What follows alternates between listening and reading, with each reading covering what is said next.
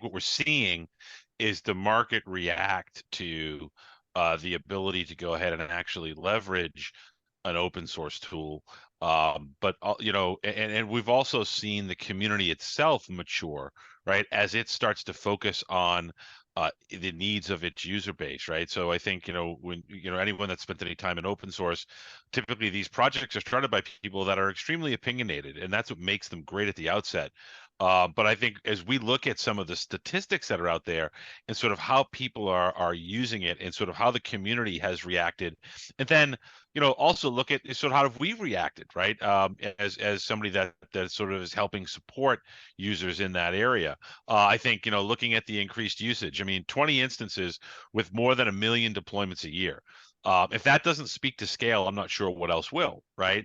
And then you look at thousands of instances with 100 plus deployments a day, and you look at sort of the pervasiveness of Spinnaker, and not just sort of your as sort of a workflow tool for your mom and pop SaaS offering, but also some of these large enterprises, some of these organizations that are literally sort of doing these large scale deployments. And then ultimately, as we continue to work our way down this list, Spinnaker has continued to respond to support those multiple deployment target types, right? Obviously having, sort of integrations and the ability to integrate to the sort of big three from a public cloud perspective, but also the types of deployments that you're able to do, right?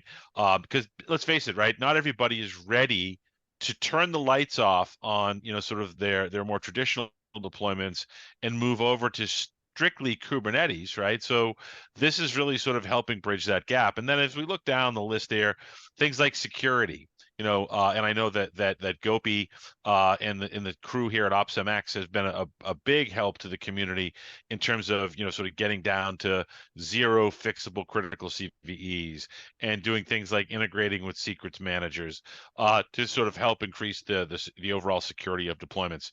And then obviously the consistency, right? This is always, in my experience with open source, one of the biggest fears that consumers will have is how consistent will the community be, right? And I think again, through the partnership with OpsMX and a vibrant community here, Spinnaker has now started to go down the path of the 1 per quarter, supporting N-4, which represents, in terms of sort of the previous releases they support through patches, right? I think that speaks to an incredible amount of sort of self-awareness as a community as it relates to sort of who's using the product. So again, it's continued to grow, and it's exciting to watch because it's always been a powerful tool, but then to continue to watch the tool itself and the community around it evolve has been really exciting this past year.